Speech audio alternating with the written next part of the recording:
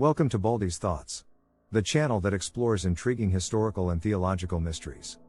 In this video, we're diving deep into the age of Jesus Christ and unraveling the complexities surrounding it. We'll examine historical evidence, biblical texts, and early Christian sources to shed light on this enigmatic topic. But before we embark on this fascinating journey, make sure to hit that subscribe button and ring the notification bell so you won't miss any of our captivating content. And now, let's get started with today's exploration, decoding the age of Jesus. In the labyrinth of ancient texts and theological debate, the age of Jesus Christ at the time of his baptism and crucifixion remains a subject of profound intrigue. The intricate narrative, as presented in St. Irenaeus Against Heresies, Book 2, Chapter 22, challenges conventional wisdom. In this video, we delve into this enigma, examining historical evidence and biblical texts to shed light on the age of Jesus, his teachings, and his ultimate sacrifice. The 30 eons in the age of Christ. The contention begins with the assertion that Christ's baptism at the age of 30 signifies the existence of 30 silent eons within the pleroma, a spiritual realm in Gnostic belief. However, a closer examination reveals the fallacy in this argument. The Gnostics' representation of eons varies inconsistently within the pleroma, undermining the idea of a fixed number. Consequently, the notion of 30 eons crumbles under scrutiny. Moreover, it is suggested that Christ suffered in the 12th month after his baptism, implying that he preached for 1 year after being baptized. This interpretation hinges on a misreading of the prophet Isaiah's words about the acceptable year of the Lord and the day of retribution. The Gnostics fail to grasp the metaphorical nature of these phrases. Decoding the acceptable year of the Lord and the day of retribution. Isaiah's acceptable year of the Lord is not a literal year but symbolizes the entire period during which people are called and saved by the Lord. It extends from the advent of Christ until the culmination of all things. The day of retribution represents the final judgment, following the acceptable year. This concept aligns with the idea that the Lord's grace continues beyond a single year.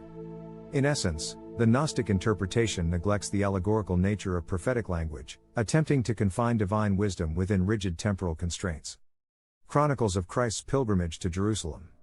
To grasp the age of Jesus at the time of his crucifixion, we must scrutinize his annual pilgrimages to Jerusalem during the Passover. These visits, detailed in the Gospels, provide valuable insights. First Passover visit. After the miraculous transformation of water into wine at Cana, Jesus attended the Passover festival in Jerusalem. This visit marked the beginning of his ministry, during which many believed in him. John 2:23. This visit marked the beginning of his ministry, during which many believed in him. John 2:23. Second Passover visit. Following his encounter with the Samaritan woman and the healing of the centurion's son, Jesus made his second pilgrimage to Jerusalem during Passover. There, he performed the remarkable healing of the paralytic by the pool, John 5. Third Passover visit. Later, Jesus fed a multitude with 5 loaves and 2 fish near the Sea of Tiberias during another Passover season, John 6. Fourth Passover visit. Subsequently, he raised Lazarus from the dead and retreated to Ephraim. 6 days before Passover, he arrived in Bethany, John 11:54, and then proceeded to Jerusalem, where he celebrated the Passover and was crucified the following day. This sequence of Passover visits demonstrates that the crucifixion occurred beyond a single year after Jesus' baptism, refuting the Gnostic claim. Jesus' age at crucifixion. The Gospels provide vital clues about Jesus' age during these events. In John 8:56-57, his adversaries remark, "You are not yet 50 years old, and have you seen Abraham?" This implies that Jesus was approaching 50, a considerable distance from a mere 30 years of age. Aging through every stage of humanity. The significance of this extended age becomes evident when we consider Jesus as a teacher. He sanctified each stage of human life through his example: infancy, childhood, youth, and old age. His life spanned these stages, allowing him to guide and inspire people of all ages. Historical corroboration. Historical accounts from early Christian sources, like those connected to John, affirm the notion of Jesus' more advanced age during his ministry. These sources, rooted in eyewitness testimony, lend credence to the belief that Jesus was not merely 30 years old when he preached and was crucified. In conclusion, the Gnostic interpretation of Jesus' age, based on Against Heresies, Book 2, Chapter 22, is fraught with inconsistencies and misinterpretations of prophetic language. A closer examination of the Gospels and historical sources supports the view that Jesus was older than 30 at the time of his baptism and crucifixion.